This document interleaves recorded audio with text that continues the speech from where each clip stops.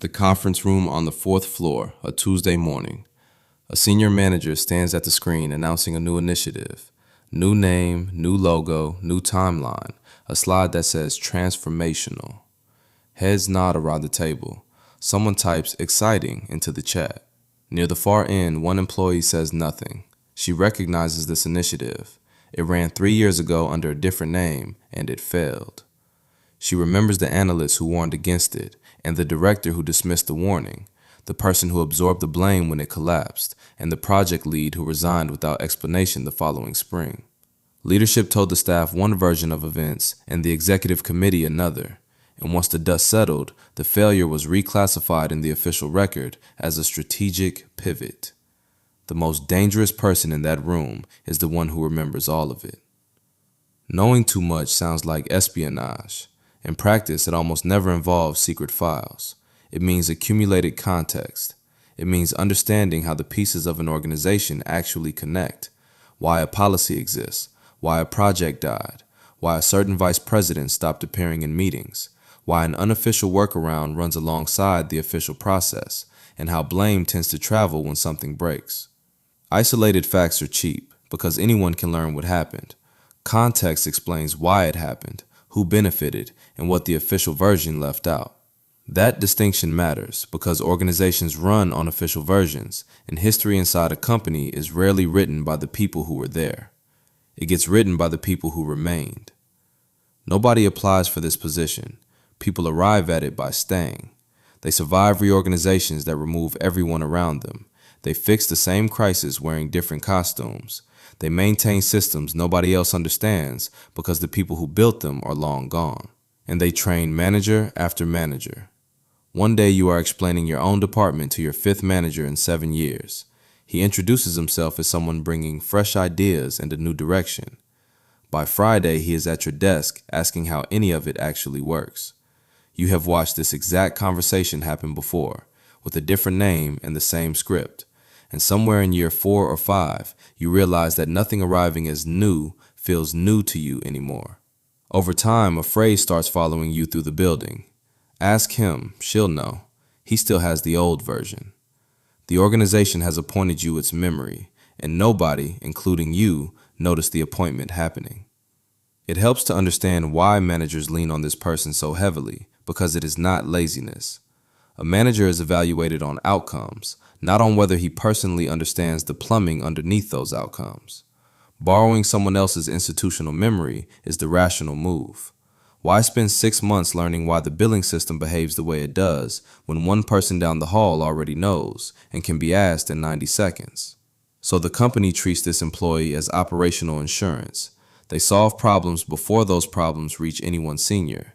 They prevent embarrassment before executives learn embarrassment was possible, which produces the first paradox. The more indispensable this person becomes, the less likely they are to be promoted, because moving them creates operational pain, and replacing what they carry in their head would take years and a fortune in mistakes. Some call this the curse of competence. The reward for being irreplaceable is remaining exactly where you are irreplaceable. Then, at some point, the relationship changes, and the change has a precise trigger. Knowledge becomes dangerous the moment it can contradict a story someone needs to tell. We already tried that. This was raised in 2021 and dismissed. The original plan looked different. That timeline skips a year. Each of those sentences punctures a narrative without exposing a single secret, and organizations manage narratives with far more energy than they admit. Work gets managed, of course. So do credit, blame, perception, and memory. Every promotion is a story about who deserved it. Every failure is a story about where responsibility landed. Every restructure is a story about progress. The employee who remembers the first draft holds editorial power over all of those stories, whether they ever choose to use it or not. Most never do. The capability alone is enough to change how they are treated. This is where you have to understand the manager, because this is the moment viewers suddenly understand their own boss. What the manager feels has a name: status anxiety. A manager can survive looking uninformed. Everyone is uninformed about something. What a manager cannot survive is looking uninformed in front of the very team he is supposed to lead. That is the exposure that keeps him up at night, and it explains something that otherwise makes no sense: why a simple factual correction lands as a personal attack. When you say, "We tried that in 2021, you believe you are supplying context. He experiences it as a challenge to his authority, delivered in public, in the one room where his authority is the only thing holding the position together.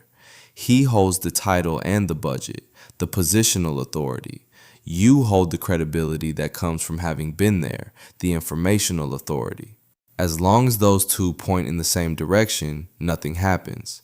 The instant they disagree in front of an audience, the correction stops being heard as accuracy and gets filed as attitude.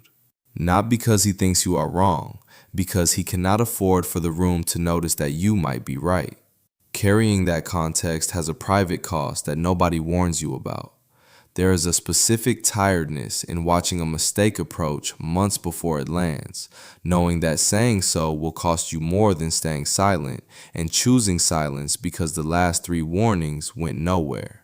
There is a loneliness in being the only person who remembers why a rule exists, standing in a meeting where everyone else treats the rule as an obstacle invented by idiots. And there is a running internal argument that never fully resolves.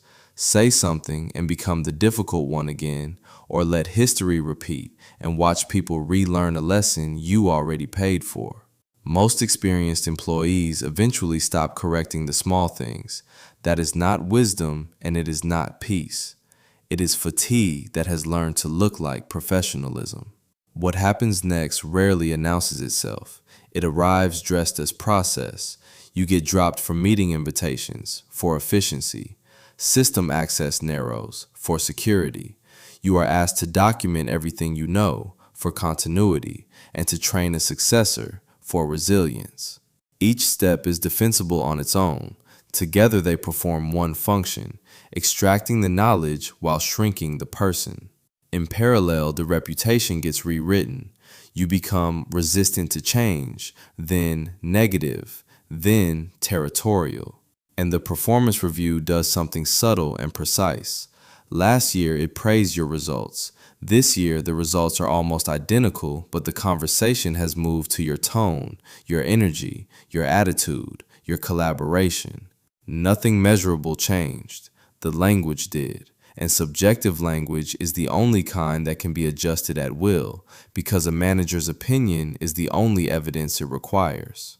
Sometimes a provocation arrives on top of all this, a public correction or a dismissive remark engineered to draw the emotional reaction that will justify the file already being built. And sometimes the whole thing wears a bow, a sideways promotion, a special projects role with a better title and no proximity to anything that matters. The phrase to listen for is too valuable where you are. Honesty requires the other half of this picture, because not everyone in this position is a victim. Some long-tenured employees earn their exile. Institutional memory can rot into ownership.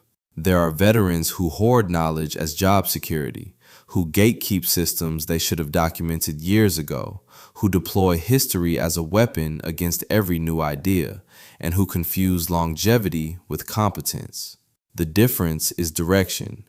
Healthy memory serves the organization, preventing repeated mistakes and transferring what it knows to whoever needs it. Toxic ownership serves the self, manufacturing dependency and defending outdated systems because those systems are the source of its power. One is an asset with a long tail. The other is a bottleneck with a grievance, and organizations are right to address it. The biggest mistake, though, belongs to the employees themselves, and it usually arrives as a sentence spoken in frustration. They can't fire me. I have everything in writing. I know where the bodies are buried. The moment knowledge is voiced as a threat, its category changes. You stop being an asset with memory and become a risk with motive, and organizations respond to risk with containment, a process they have refined over decades. Discretion is what made the knowledge valuable in the first place. Leverage exists while it stays implicit. A spoken threat converts leverage into a countdown. Protection, for the person who recognizes themselves in this, looks unglamorous. Document professionally in real time as a work habit rather than an arsenal, because memory persuades nobody and records persuade everyone. There is a real difference between what you remember and what you can prove, and only one of them survives a meeting with HR. Stay factual and calm when provoked, since the provocation is often the point. Refuse to become the single point of failure, because the person who shares knowledge is harder to isolate than the person who guards it. Build options outside the organization before you need them, since internal leverage is partly a function of being able to walk away. And know the boundary. Genuine legal or ethical violations belong in formal reporting channels, handled carefully and with proper advice, never held as private ammunition for a political dispute. There is a larger pattern underneath all of this, and it explains more than any single career. Most organizations do not lose their institutional memory all at once. They lose it slowly by replacing the people who remembered why the guardrails were built, until the guardrails look like pointless bureaucracy and someone confidently removes them. Sometimes companies forget by accident through turnover and reorganization, and sometimes they prefer forgetting, because remembering creates accountability, and accountability has a way of pointing at people who are still in the building. This is why surviving several rounds of layoffs and restructures changes a person. They stop taking announcements at face value and not out of bitterness. They have simply watched enough confident promises dissolve to know which ones tend to survive contact with reality. Recognizing what is happening is only half the problem.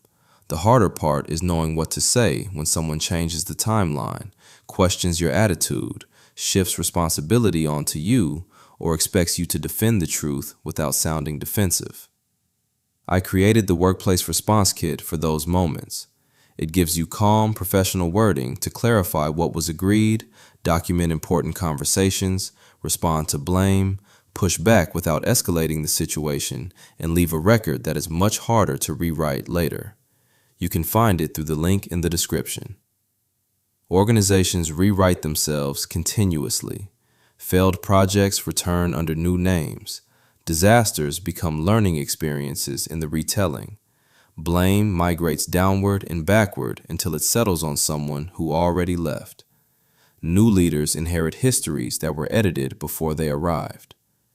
In a system built on selective memory, the employee who remembers everything will eventually be classified as an asset, a witness, or a problem. Which one usually depends less on what they know and more on whose story their memory protects or contradicts.